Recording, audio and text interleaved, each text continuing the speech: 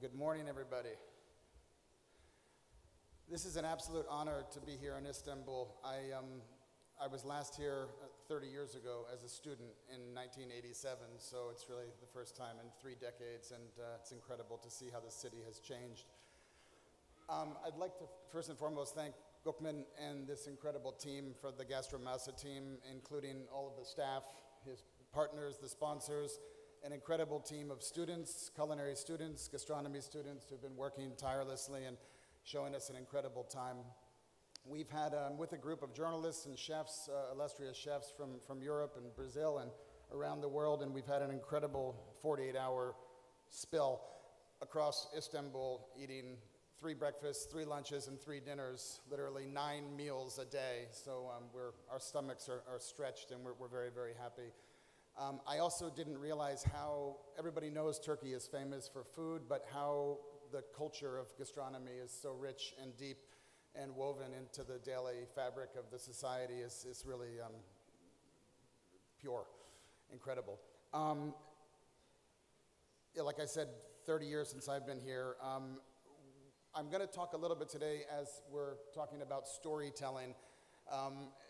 In terms of Asia, I'm based in Bangkok, in Thailand. I'm from the United States, originally from New York, but have spent the last 25 years living in Asia, the first 12 in Japan, and the last 13 in Thailand. So I've been out of the country for most of my adult life. And watching the scene, I work in publishing, initially for Lonely Planet, writing travel guidebooks in Japan and in Vietnam, in Southeast Asia, and now I have my own small publishing house, and we do food events. Also, as the introductor told us, one of the chair people for the 50 Best Restaurants. And I'd like to talk a little bit about Michelin and 50 Best and how the impact and the effect has been in our part of the world. I have 2 of my co-chairs here today. One, Cemre, who's local from Istanbul, who looks after Turkey and several other countries in the region, and Crystal from China. They sent them up to the hill tribes in the north, to the royal projects, and did an amazing piece up there, which is, in terms of storytelling, absolutely magical. So they went up, they stayed both in a princely palace and with a hill tribe family, and did a lot of cooking and different programs up in the north. We've had also a lot of intra-Asia guest chef projects. This is a recent magazine article on the fine dining visitation from around Asia and around the region. Hideaki Sato, who's based in Hong Kong, Japanese, these are chefs that have come to Bangkok in the last year or year and a half.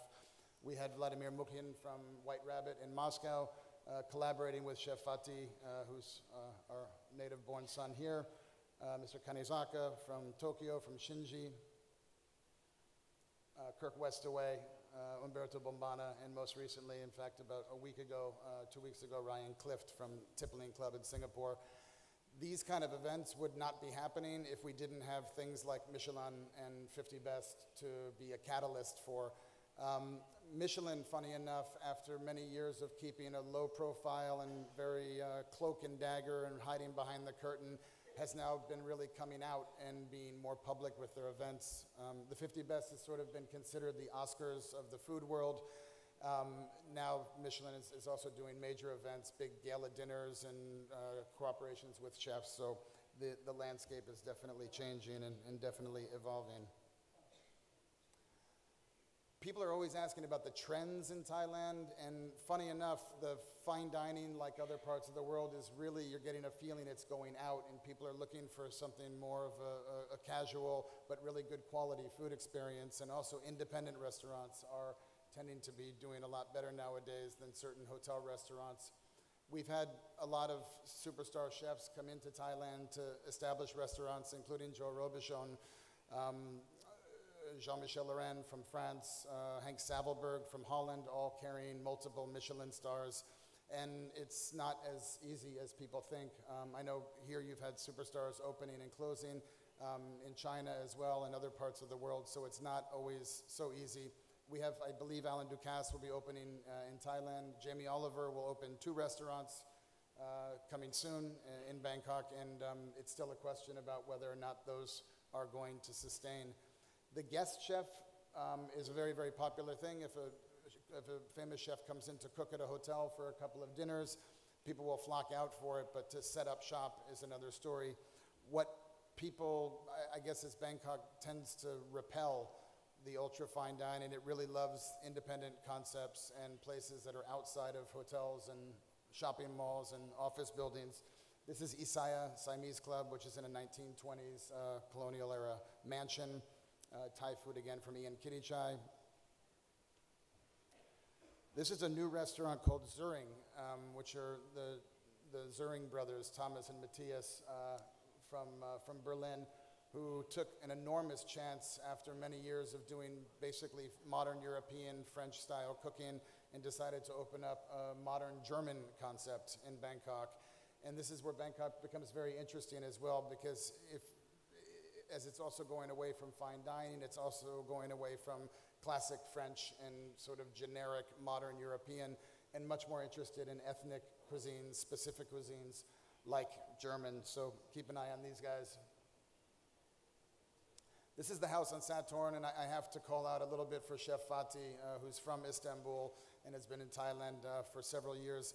You're going to be hearing from Fatih more, I think, in the afternoon. But he basically took over this incredible old mansion that has been renovated. It was a princely palace going back 100 years. It was later the Russian embassy for many, many years. During the Cold War, when there was lots of interesting things going on in terms of James Bond-esque spy stuff. And now they basically renovated it thoroughly. It's called the House on Saturn. It's next to the W Hotel. And Chef Fatih is the chef for the whole complex, but most importantly for the dining room, where he's doing a modern take on Asian cuisine, basically modern Asian, but starting, as we're seeing, to slip in a little bit of Turkish influence. That's the dining room itself. And Chef Fatih at work with his customers. And just a couple of dishes. Again, I think he's going to tell you more in the afternoon, but this is the kind of plating and styling. Chutoro. And another beautiful dish. So Fatih, we're looking forward to hearing from you later on. I can't talk about 50 Best in Asia without talking about Gagan Anand, who is from India originally and came about 8 or 9 years ago to Thailand. Really green behind the ears, very innocent and sort of not that worldly young fella who came into Thailand and to open up a restaurant called Red. He was brought over as the chef. He quickly got quite a following and eventually went to work for a hotel chain and eventually opened up his own, under his own name, Gagan. But he called me one day because he knew I was working for the 50 Best and said, Mason, when you're going to London next week for the 50 Best? And I said, yeah. He said, do you know Ferran Adria? And I said, no, I don't know Ferran Adria, nor Albert, his brother, who is here today. But I will be seeing him, and I've met him before, and he said, can you do me a very, very big favor? I would like to go to El Bulli to be a stagiaire. I would like to have an internship at El Bulli. And I was thinking to myself, at the time, I think it was like a 1.5-year waiting list to get a table at El Bulli. Basically impossible to get a table, but to call up and think that you could get an internship or a stagiaire opportunity would be virtually impossible. So instead of, and I didn't really have the wherewithal to call to the Adrias and ask for permission for my friend to go for a stage, I told Gagan maybe he should send an email himself to alert the people that he would like to come over, and at least when the rejection letter came, he would be having it directly and I would not have to deliver the bad news for the rejection. And he sent the email off, and a couple of days later he called me and he said, I got it, I'm going to Spain. I said, what? And yeah, he went off. It was supposed to be 3 weeks. I think he spent 6 weeks or nearly 2 months, and he came back like Frankenstein, sort of transformed. He knew what he was looking for, and he still, to this day, is emulating and so grateful to the Adria brothers for welcoming him to their laboratory. And anyway, this is Gagan in action. He's been #1 in Asia for the past 2 years, and he's had quite high rankings in the world as well, and has really transformed Indian cuisine, doing something not that nobody's done with technology, but that very few people have done with Indian for sure. Some of the dishes.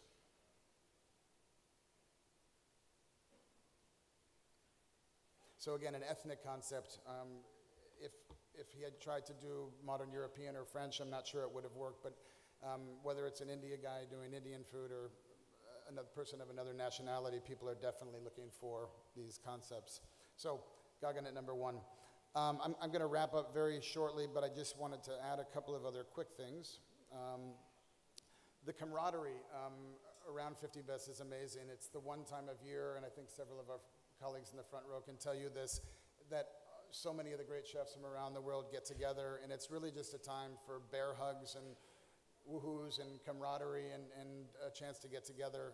So it's, as you can see from the picture here, just a chance for a true way to connect with fellow chefs. Sorry, this is a little bit slow. There we are. If I did not mention female chefs, Maria Cannibal, who was here for the first GASTROMASA last year, would probably have me hung out to dry.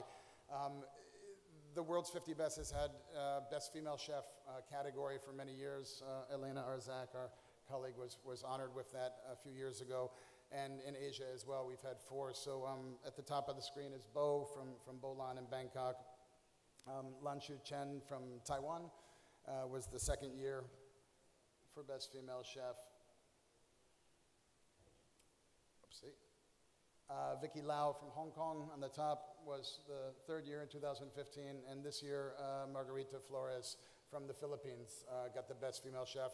This is a very controversial topic, and there are different schools of thought of whether we should identify women in their own category as if it's something, a different species than the human race. But there are other schools of thought that say that it is inspiring women and definitely giving us something to talk about, and mainly to inspire young women. I think if we have time, we could talk about this a little bit later. But yes, Maria, we have amazing female chefs in Asia, and these women are definitely inspiring the next generation. The last thing I wanted to say was a little bit about books. Books tend to be, I think, a good barometer of what is happening in the fine dining scene and the quality of books. Over the years in Thailand, I've seen these very old-fashioned kind of coffee table books about Thai food that are not so attractive. Recently, really good books coming out, sort of travel guidebooks and things on street food, etc. David Thompson, again, the Australian chef, broke ground with this incredibly thick and heavy tome on Thai street food, and really sort of changed the landscape in Asia for book publishing, and showed people that you can produce very, very high-quality books on Asian cuisine, and they can sell. Last year, the major award was won. This is Ian Kirichai's book from Isaiah. And the last one I wanted to show you will probably go down in history as the most unique name for a cookbook ever. And let me preface this by saying that in Thailand, all Thai people have nicknames, usually one-syllable nicknames, often fruit names. Ladies are called pear or apple, different animals as well, one of which is crab. Which is Pu in Thai. So you will meet lots of women and they'll tell you that their name is Pu, which is crab. Maybe doesn't sound so nice in English, but in Thai it's quite a flattering name. So there is a woman who was running a restaurant and a famous cooking school, and her nickname is Pu. So when the publisher was looking for a clever name for her book, they decided to call it Cooking with Pu. And this is real, and again, on the storytelling factor, I just wanted to leave you with that. But I once again wanted to just thank the incredible organization from our friends at GASTROMASA, and to everybody here in Istanbul. It's an honor to be here, and thank you very much for your time.